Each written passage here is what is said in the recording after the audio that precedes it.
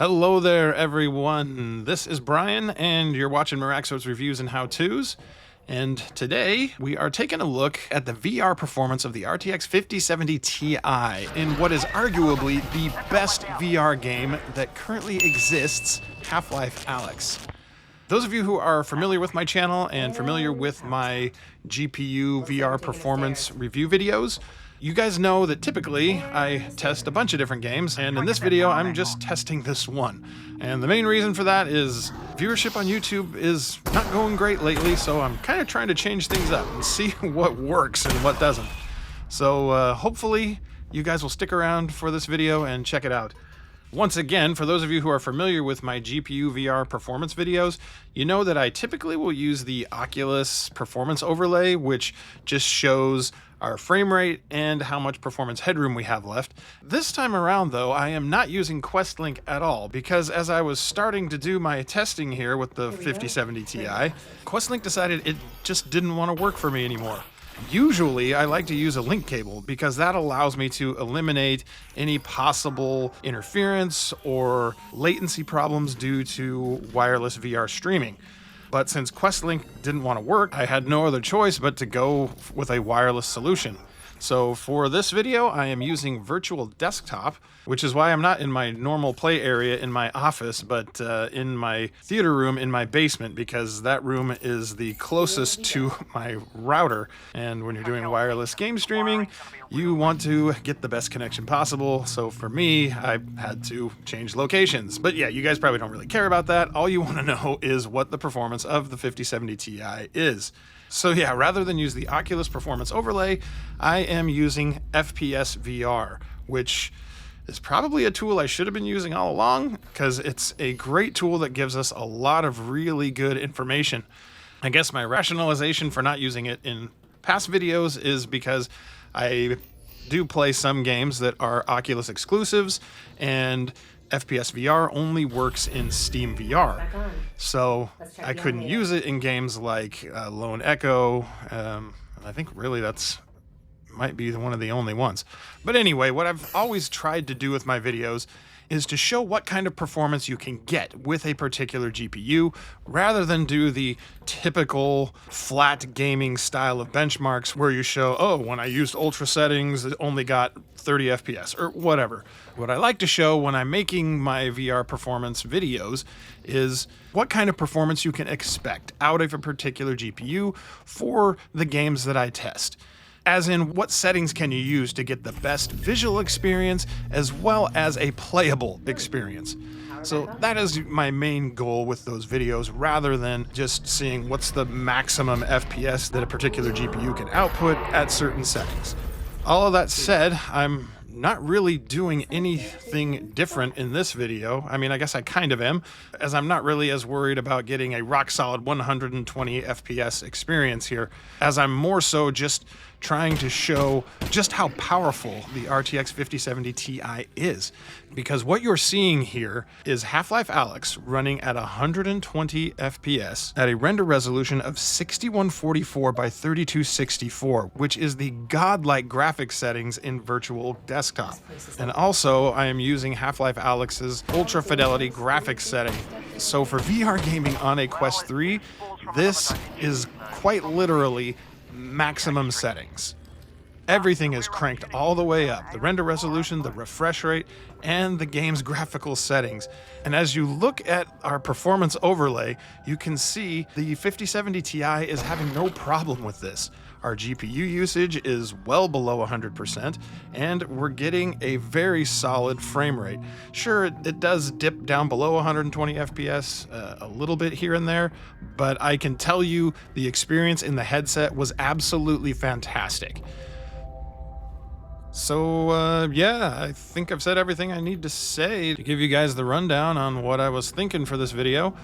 So, from here on out, I hope you guys enjoy the gameplay. We got a little over 25 minutes total worth of gameplay that you can watch here, so you can see exactly how the 5070 Ti handles this game at these settings during a solid amount of playtime.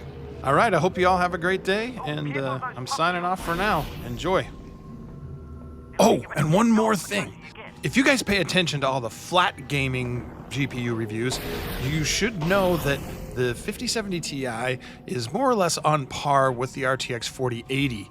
But in my testing, I've found that things in VR aren't quite the same as they are with regular flat gaming. So if you'd like to see just how the 5070 Ti stacks up against the 4080 in VR, you're going to want to catch my next video. Make sure you're subscribed so you don't miss it. Yeah!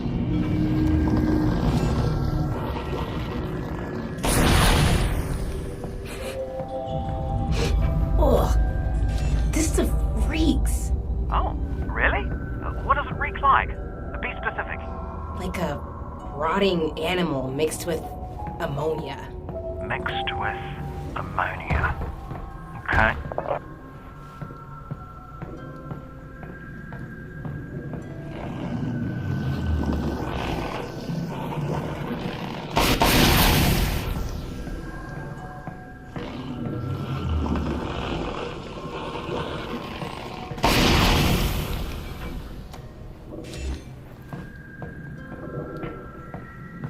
Gotcha.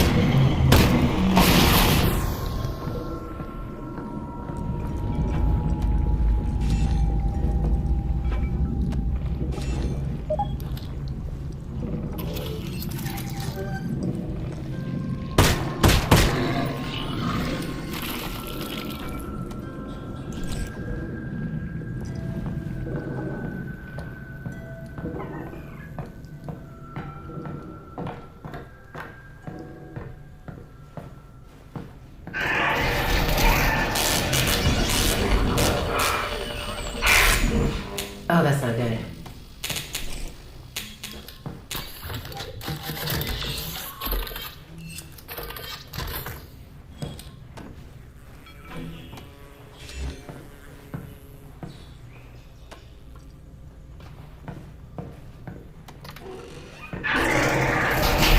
You see that?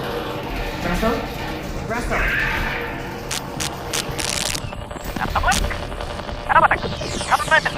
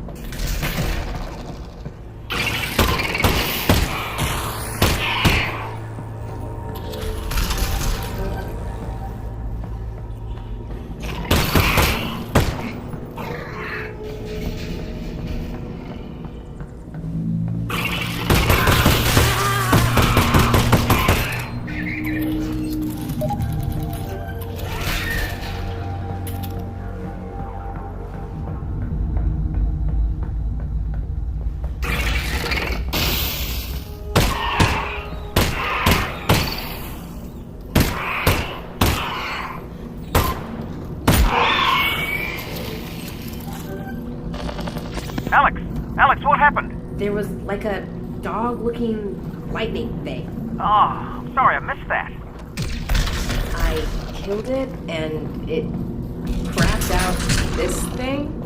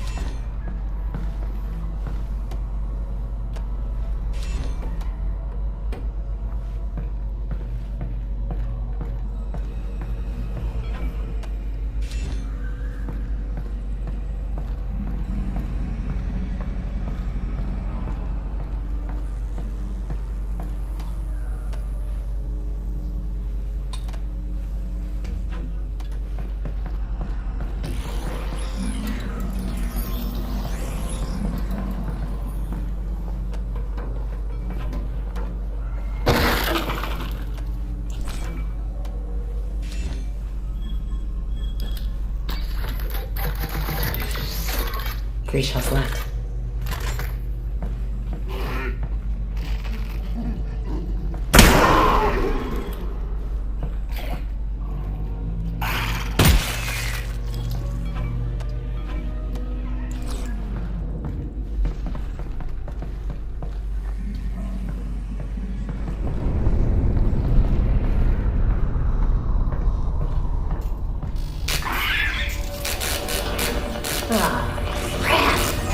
Lightning bug. Be careful, Alex. Oh my god, it went into a guy. Russell?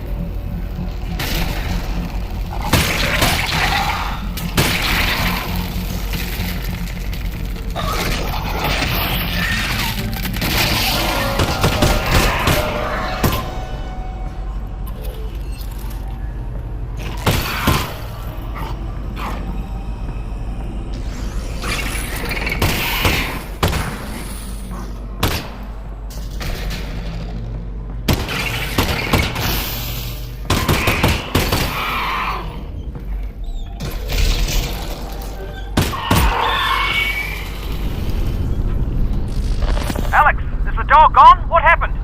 New development? It went into a dead guy. No. Yes.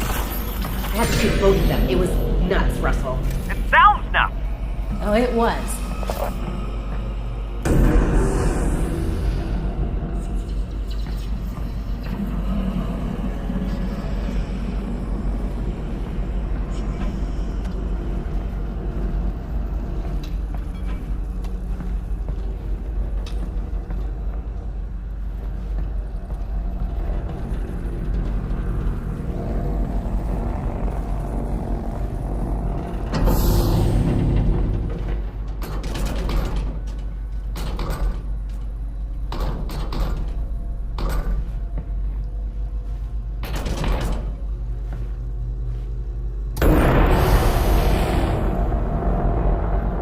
Not to be a worrier, but shouldn't Dad be back by now?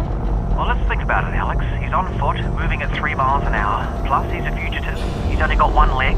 There's obstacles, no direct path. You know what? I'm not going to lie to you. He should be back by now. Yeah. So I should be worried. Normally, yes. But you're the one headed towards the danger, so I'd say we should be the ones worried about you.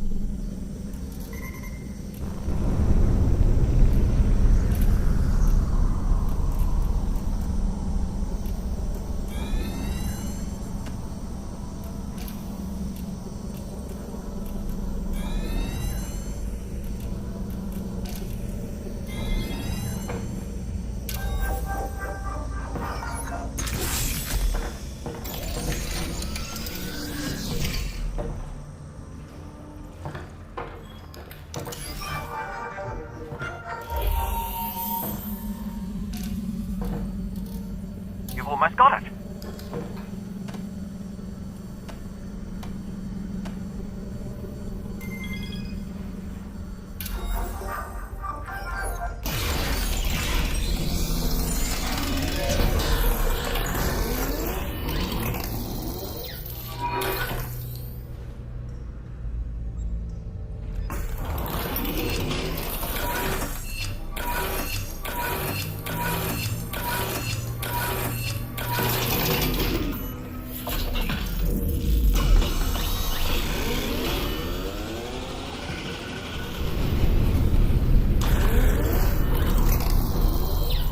Oh, that really worked, didn't it?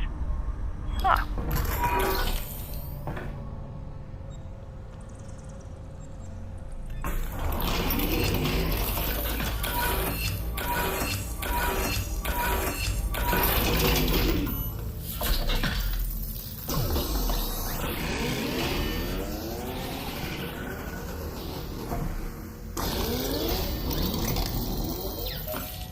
Oh, that should come in handy.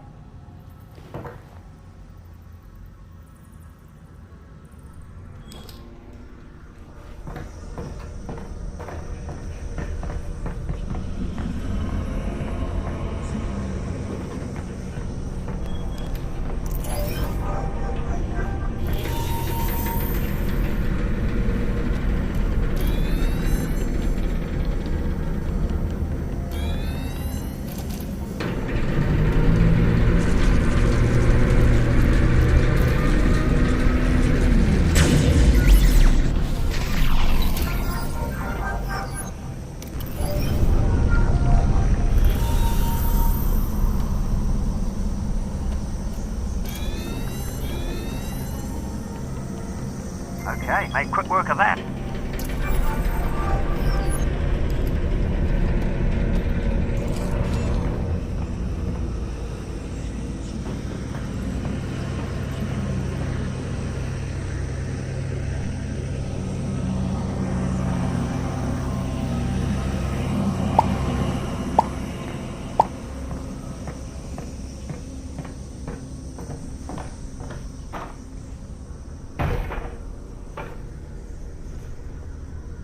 Come on, do it. You know you want to. Sub-scree-bae.